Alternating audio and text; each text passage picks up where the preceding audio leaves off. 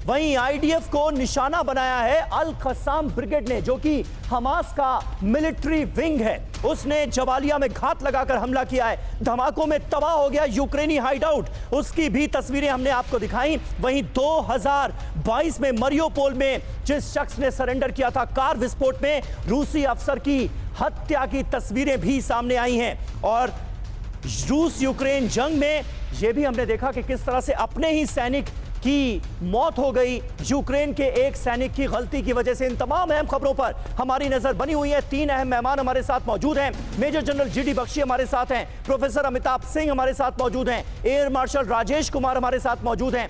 अमिताभ जी, आता हूं मैं आपके पास, लेकिन उससे पहले सीरिया में इजराइल की जो नॉन स्टॉप बमबारी हो रही है उसकी तस्वीरें मुझे दिखानी है। इजरायली हमलों से थर्राया दमिश्क के बाहरी इलाकों में भीषण बमबारी हुई है। सीरिया में ईरान के ये सभी भेड़ बकरी पालकर लाखों रुपए कमा रहे हैं। क्या आप भी इनसे सीखना चाहते हैं? तो अभी डाउनलोड करें फ्रीडम ऐप। ठिकानों पर हमले किए गए। इजरायली हमलों में ईरान को बड़ा नुकसान हुआ है। ये खबरें सामने आ रही हैं, ये रिपोर्ट्स सामने आ रही हैं। इजरायली हमलों से देखिए कैसे थर्रा गया है दमिश्क की ये तस्वीरें हैं जहां पर इजराइल ने बाहरी इलाकों को टारगेट किया है। दमिश्क के बाहरी इलाकों में जबरदस्त बमबारी की गई।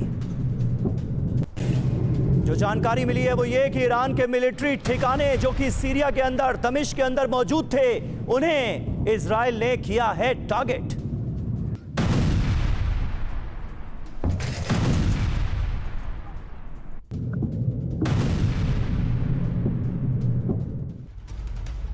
तो इजरायली हमलों से थर्रा गया सीरिया। 4 घंटे में इजराइल के 52 हवाई हमले हुए हैं।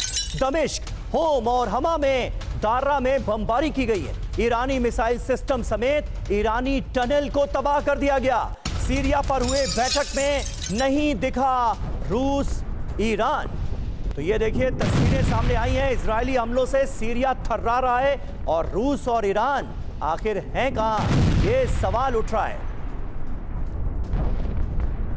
दमिश्क, होम, हमा, दार्रा, ये तमाम वो शहर हैं जहां पर इजराइल की तरफ से इस वक्त भीषण बमबारी की जा रही है।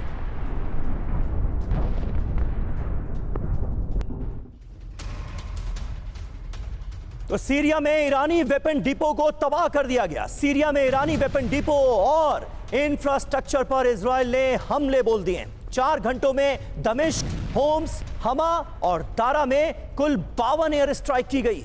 सीरिया में ईरान के मिसाइल सिस्टम और वेपन से भरी टनल पर भी बमबारी की गई है। इजरायली हमलों में बैलिस्टिक स्कड मिसाइल डिपो पूरी तरह से तबाह हो गया। रॉकेट लॉन्चर और नसीरिया सैन्य हवाई अड्डे पर भी हमले की खबर है। सीरिया पर अमेरिका, तुर्की, यूरोपीय संघ समेत कई देशों की बैठक हो रही है। अकाबा में आयोजित बैठक में ईरान और रूस शामिल ही नहीं हुए। सीरिया की एक तरफ यह हाल है प्रोफेसर अमिताभ, और दूसरी तरफ हम देख रहे हैं ईरान और रूस, जिनका सबसे ज्यादा दखल नजर आता था, जिनकी बदौलत बशर अल असद पिछले 8 सालों से सत्ता में थे, सरकार चला रहे थे, वो ही इस बैठक से नदारद हैं। ऐसा क्यों?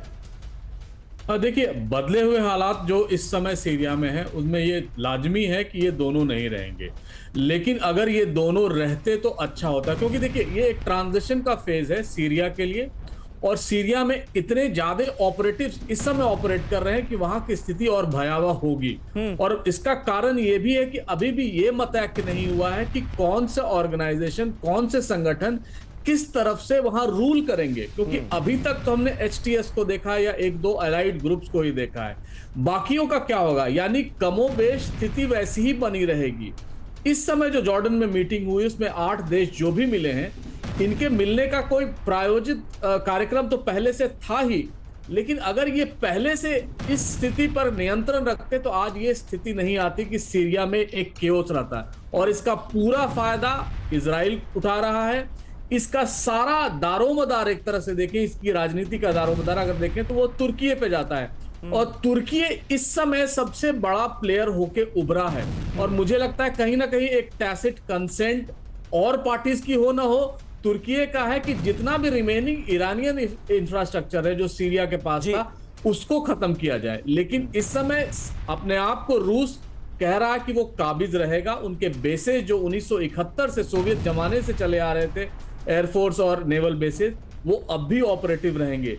इन सब हालात में ये क्या कॉन्फ़िगरेशन हो रहा है, क्या चल रहा है, और ये भी बड़े हैरानी करने वाली बात है कि जिस पर अमेरिका ने एचटीएस के चीफ जो है जोलानी पर 80 करोड़ रुपए का इनाम रखा था, वो उनसे भी बात कर रहे हैं। तो ये अभी यही तो बड़े एकदम ताज्जुब की बात है। और कहीं ना situation कहीं है। आतंकवाद जैसे गंभीर मुद्दे पर अमेरिका का जो दो मुहा चेहरा है वो भी उजागर होता है। जिस एचटीएस को आतंकवादी संगठन घोषित कर रखा है, जिस जोलानी पर बाउंटी घोषित कर रखी है, आज उसी से बात हो रही है कि सीरिया को कैसे आगे बढ़ाना है, कैसे वहां पर सत्ता स्थापित करनी है। सीरिया इजराइल बॉर्डर पर बड़ी तैनाती की खबर है। सीमा पर हयात तहरीर अल शाम फोर्स नजर आई।